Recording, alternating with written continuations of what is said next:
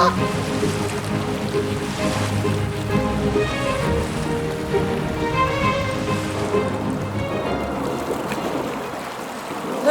can you see what's been revealed here? A Pike's final resting place.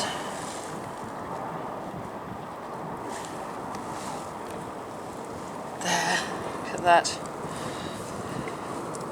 That little pipey hole.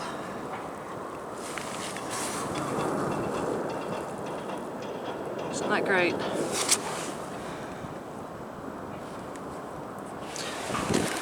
So, it's a Victorian pipe. It's got a little bit of decoration on it. Redates to 1840s-ish, mid-19th century anyway. Very nice little find. I like that. I'm going to take a photo of that.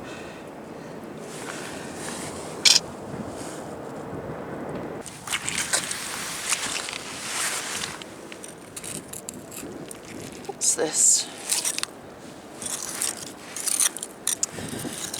Oh, I found these before. I don't know what they are. You might know.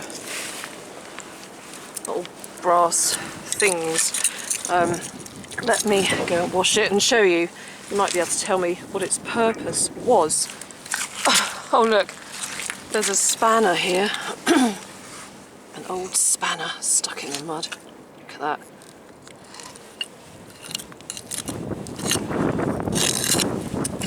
Very nice. I don't think I need that. I have enough. I'm trying to declutter a little bit, so I'm not going to take things that I really don't need. And I don't need an old spanner.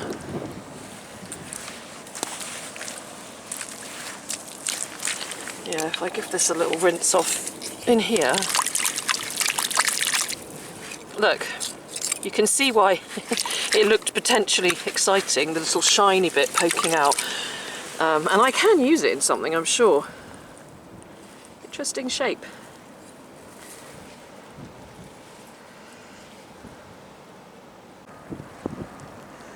Ladies and gentlemen, can you see what I'm looking at? Just down here.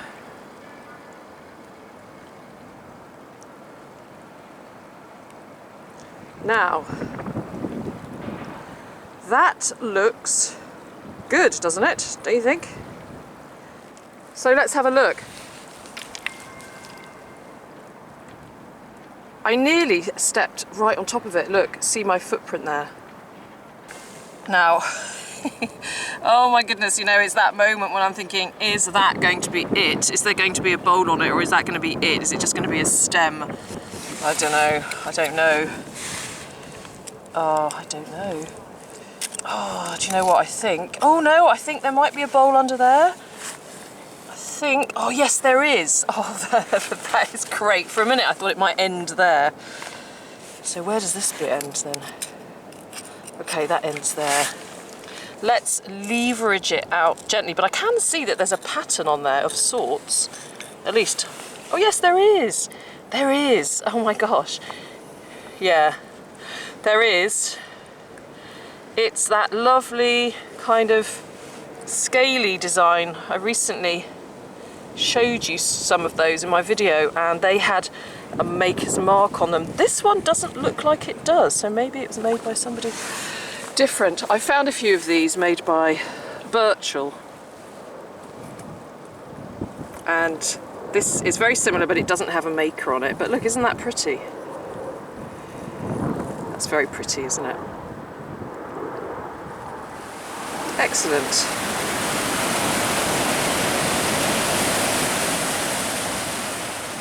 Right, I have just come across something potentially exciting. See if you can guess what it is when I show you this. Look, it's a bottle eroding out of the mud, but it looks as if it could be, because of this little bit here, it looks as if it could be a cod bottle, doesn't it? Oh dear, the question is, what lies beneath? Is it intact or is it broken? Let's take a look. Oh, I don't know, it feels like it might be broken because it's very sort of, it's feeling rather light for it to be whole. Let's see. Oh, oh, oh, oh, oh. This makes a change from a pipe extraction, doesn't it? Oh, look, it's not broken. Oh my goodness. Sorry, I really wasn't expecting that. I was not expecting to have a whole mini cod bottle extraction. Oh my goodness. That is a treat. And look, isn't it lovely? It's quite cute and small. Just think, it's been in there for years and years. And the great thing is that it has a name on it. Oh my goodness, can it get any better? Can my morning get any better than this? Right, let's go and wash it off. This is very special. This is very special. Oh my goodness, I'm just on my way down to wash this beautiful bottle when look down here. Look down here. That is an intact pipe, late 19th century, fully intact. It's even got the little bit on the end there. Oh my goodness, what a treat. Oh, this is a great morning. This is a brilliant morning. Okay, let's go down and continue to wash this beautiful little cod bottle off.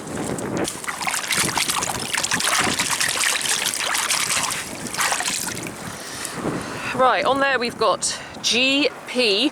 Weaver, Plumstead, and goods bottle for, what does it say? What does it say?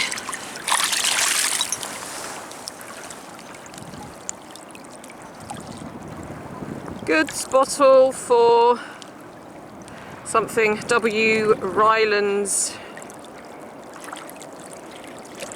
Barnsley. That is such a gorgeous bottle, and I've actually got a Weaver bottle, Plumstead, which isn't a cod bottle. I'll have to get it out and we can have a look at it again, compare them, and I'll do a bit of research on G.P. Weaver. That is just so exciting. As you know, I love researching a name. Beautiful, beautiful. Thank you, River Thames.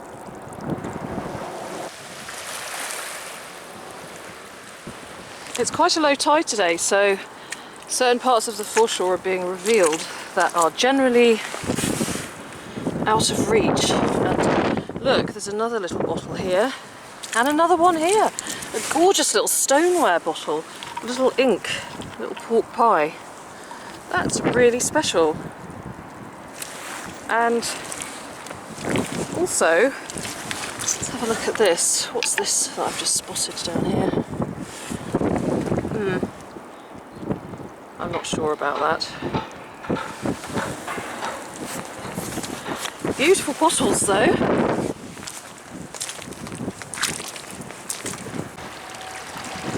Well, as I said, it's a really low tide, and so things are being uncovered that have been covered up for a very long time, and I've just seen something over here, look. 10, 9, 8, 7, 6, 5, 4, 3, 2, 1. That has probably laid here for a long time, undiscovered. Trust me to come and discover it. Yeah, it's been there for a while, hasn't it? Right, I'll pop that in my bag and I'll take that to the police later on. If you find weapons like this on the foreshore, you do need to take them to a police station.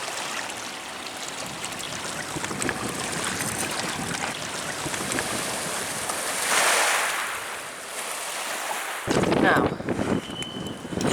what is this? What is it?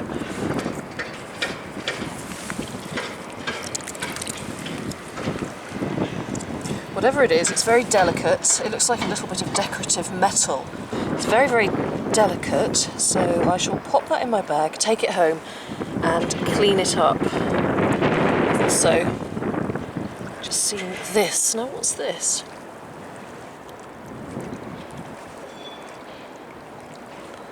That certainly looks like it was something once, doesn't it?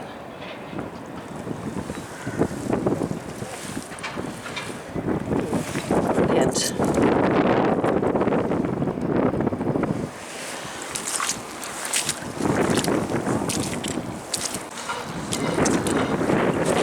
There's certainly a little sweet spot of bottles here. Look, it's a Pepsi Cola bottle. It's quite a nice old one, isn't it?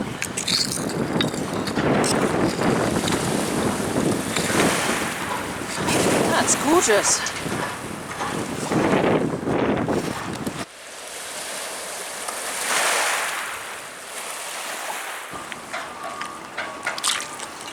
Now here's a funny looking little bottle.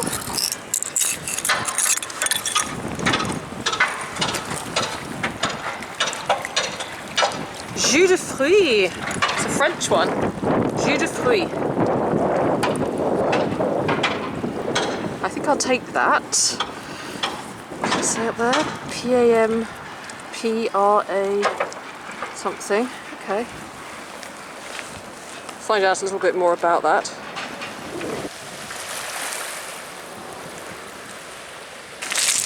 I'm just having a little scrape around here. There are so many pins. Tiny little pins. Loads of them. Popping out everywhere. See?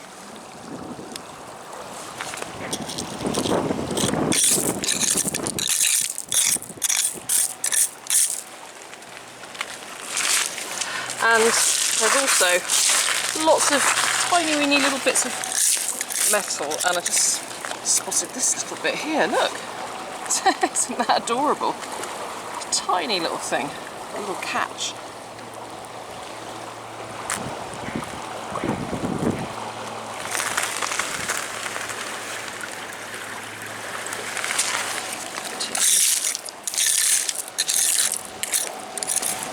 So many weird little bits of metal. There's another one.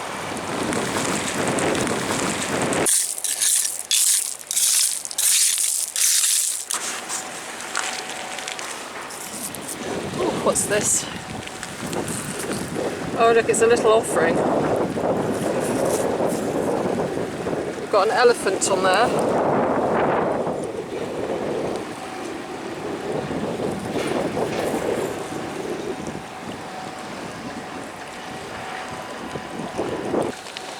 Let's have a little look around here.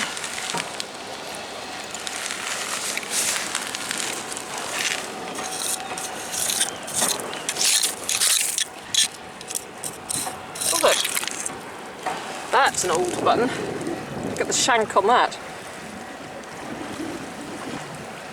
The 18th, early 19th century, I should think. Right, well I am ready to go home now. It's been a super low tide today, and here are my treasures. So I'm going to go home and find out a little bit more about all of these objects, and then we'll meet up and I'll tell you what I found out. I've just realised that this is a little lion. Look.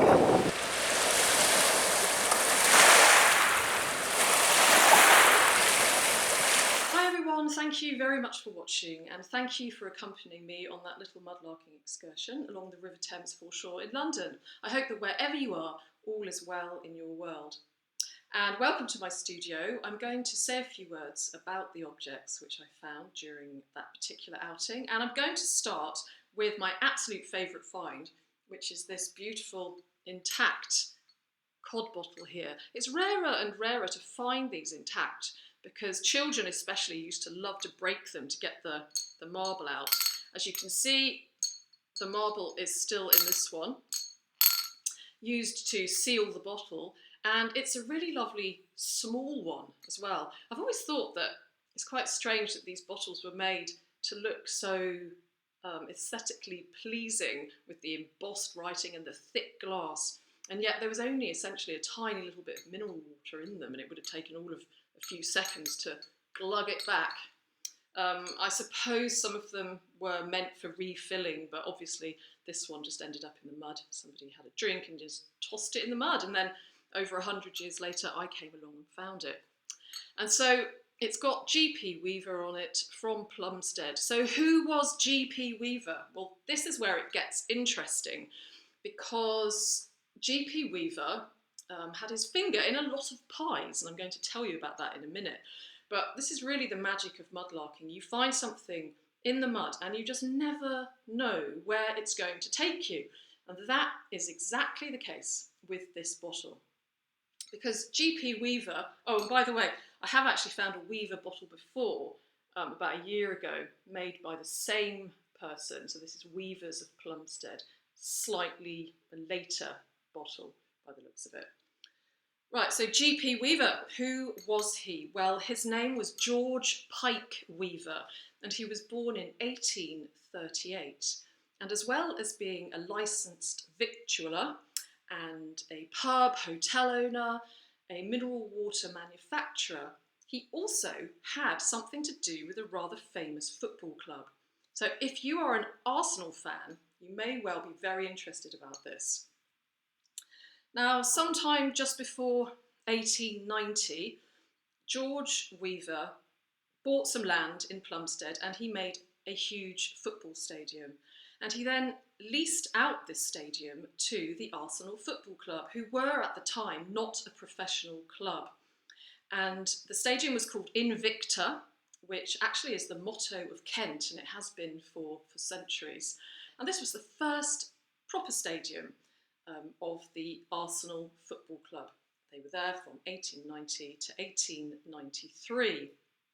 Now, it was very, very popular when they moved in there. Lots and lots of people came to see the football. It was very exciting. Apparently ladies could go in free, the men had to pay, and people used to throng in there and everyone had a great time watching the football. Then in 1891, I think it was, Arsenal became professional and they attracted a lot more attention.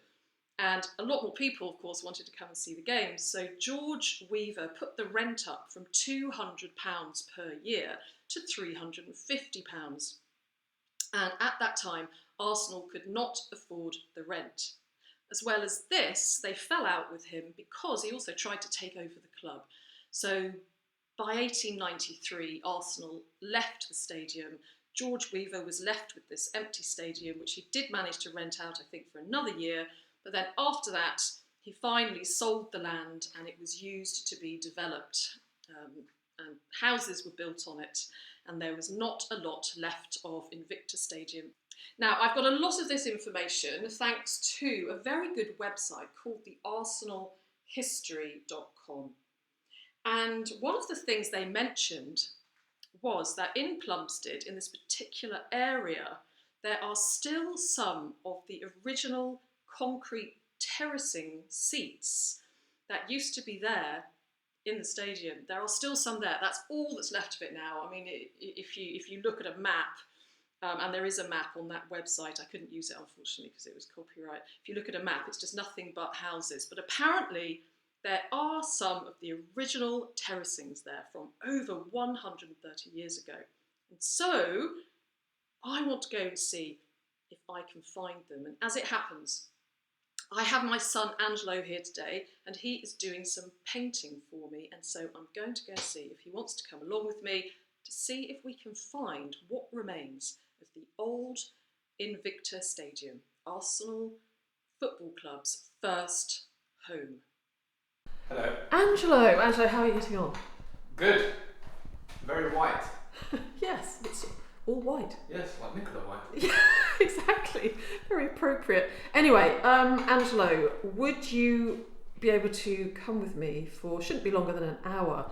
I want to see if we can go and find the old Invicta Stadium remains. Yes.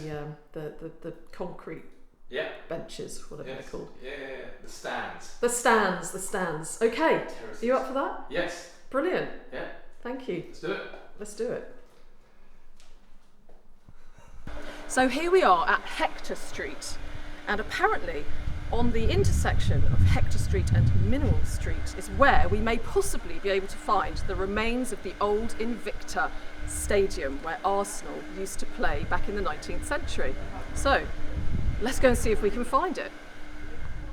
So thank you very much to Dinesh, who has very kindly allowed us into his garden to see this, which is so historically exciting. These steps here are the last remaining, or some of the last remaining bits of evidence of the old Arsenal ground, Invicta, where Arsenal played from 1890 to 1893. And George Pike Weaver, the producer of the mineral water from this bottle, was the landlord of Arsenal here in the Invicta Stadium, which of course is now completely covered with houses. But you know, just to think that people used to sit here back in the late 19th century to watch Arsenal play, it's just quite special. I mean, all the noise and the excitement and the crowd cheering, and here we are over 100 years later in Dinesh's back garden with what can only be described as something which is almost like a historical monument, especially for people who love football. So I'm just going to bask in this for a while and imagine the cheers and everything, because of course it wasn't long after Arsenal came to Invicta that they became professional.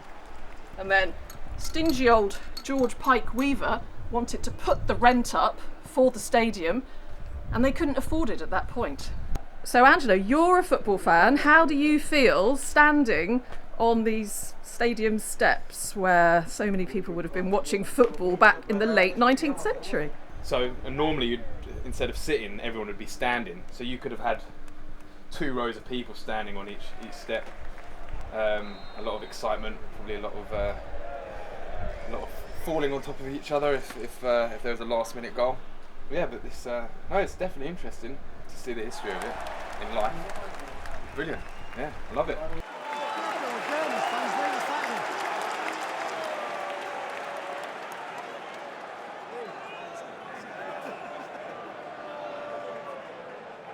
So isn't it amazing that a small bottle plucked from the Thames mud can take us on a journey to learn about the history of a very prominent football club here in the UK. And now this little bottle has been back to the stadium that belonged to George Pike Weaver, who also created the mineral water in this bottle. Maybe George P. Weaver even sat on the bench that I was sitting on. Well, maybe that's a little bit far-fetched, I know, but he could well have sold his mineral water to all the people who came to watch Arsenal play, and he could perhaps even have provided water at half-time to the players, although he sounds like he was a bit of a skinflint. So that was excellent, and I'd love to say a really big thank you to Dinesh and his family for letting myself and Angelo in and taking us out into their garden, where they have a really wonderful piece of football history sitting there. Thank you very much, Dinesh. And of course, Arsenal are now based in North London, although their roots are very much from South London. You can read up all about the history of Arsenal Football Club, if you're interested in that, on the Arsenal football site or at that website I mentioned, the arsenalhistory.com. So that was a lot of fun, and I've put Angelo back to work now. Thank you, Angelo. Thanks very much. Back to work now, please. So having looked at that marvellous piece of history, let's just quickly run through some of the other finds. So the first one I'm going to show you is this here. For some reason, when I first took it out of the mud, I didn't see that there's a lion's face on it. It's very delicate. There is a lion's face there.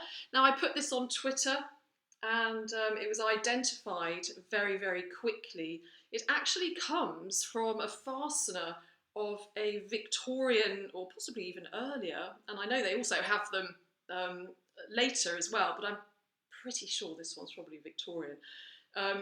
Policeman's cape. So it would have been a fastener. There would have been one on this side and then one on that side too, with a little chain, and it would have been, yes, adorning a policeman's cape. So you can only wonder how this ended up in the mud. Was there some kind of scuffle? Was he chasing somebody? Who knows? But a lovely piece of history from a policeman's outfit. So that's that. I also want to mention the gun. The gun, how could I forget the gun? They're talking of police and crime. Now let's talk about the gun, which I have, of course, handed into the police. Very important to hand weapons into the police. And thank you very much to my friends Graham and David too, who helped me identify the gun. Apparently a PK Walter gun of James Bond fame. It's probably quite old. I think it could date back to the 1930s, 1940s. Of course, I know many of you out there are probably pretty good on weaponry, so you can correct me if you like, but it certainly dates back a while. You could see that from the little barnacles and everything that was growing on it. Of course, you can't help wondering how it ended up in the river, who threw it in there. Was a crime committed? Does it come from the war?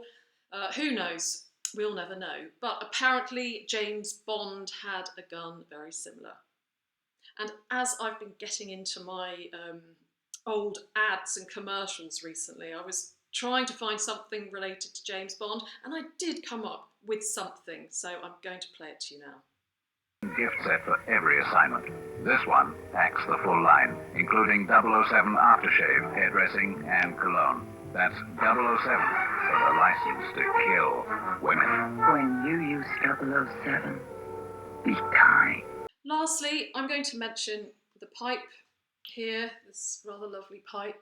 Now, what I realised when I got home was that there would have been a maker on here, but it's simply been worn away. And I do have two others like that, exactly the same, slightly shorter, and they're all made by the same maker. And it's a Greenwich clay pipe maker. His name is Joseph Birchall. He obviously liked that particular design, and he has a lovely signature there along one side of the pipe, and then the name of where he made it on the other, which is Greenwich, of course. And as always, a great pleasure to find signs of historic clay pipe makers in the mud, and including Joseph Birchall. This one here is quite nice. You can see where it's been smoked. It's completely black in there. Actually, I think there was some ash in there when I first found it. So that's Joseph Birchall. So it's funny, isn't it? All these people, they're long gone, but because their names are embossed on the bottle or on the clay pipe, they come to light again, and then we can find out all about them. And it sort of brings their stories back to life again, doesn't it? That I always find that really very, very magical. I don't think there's anything else.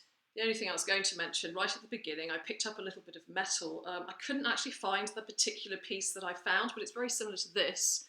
I don't think it was this bit. I don't think it might even be this, but I don't know what it was for. I found a few of these over the years. Do you know what this is? Anyone?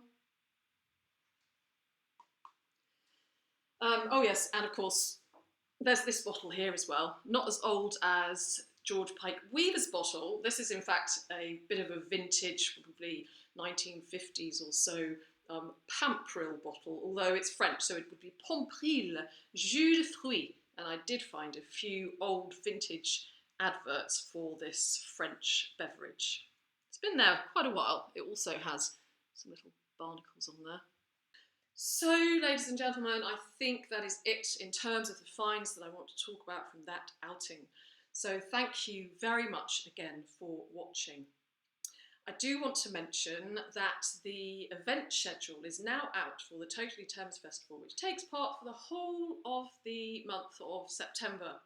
It celebrates everything to do with the River Thames, and there's loads and loads of events. There's choirs, there's walks, there's talks, there's workshops, there's online things, there's virtual events, there's actually be there in person events. There's all sorts of things going on. So there's things for everybody, children, adults, old and young.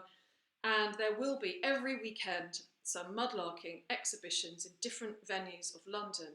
I'm doing the first weekend, which is the 3rd and 4th of September, and the second weekend, the 10th and 11th of September. And I'm also doing a talk on the 10th of September. It's free, and so if you are in London and you want to come along, you simply just need to book your place on the Thames Festival Trust website. I'll put that link in the description to this video and also up on the screen here. And if you go there, you can go in and have a look at some of the events, and there's loads and loads. It's going to be a really fun time, and I'm going to try and go to lots of them myself, and sort of just really make the most of all these things going on around our amazing River Thames. So on that note, I want to wish you all a wonderful week ahead, and thank you very much, of course, for your comments. Thank you for your emails and your support. Thank you so much to everybody who has donated and who continue to donate to my Ko-fi account. I truly, truly appreciate it. And I'm sending you all lots of love from here in London. Take care, be safe, be happy, and I'll see you again very soon. Bye-bye. Hey Angelo, have you finished painting then? Yeah. Well, don't you want to sing a song for the credits? Not in the best attire really to sing a song, but I'll send you a demo that you can put in the credits, and it's called Down by the River as well. It's only a demo as well, but it's badass. I love it. Okay, great. All right then. Well, thanks very much. Thank you. See And you guys. thanks for your painting job. Yes. Looks like you've painted yourself as well. Yeah. That's been brilliant. Okay. Safe journey home. Bye. Bye.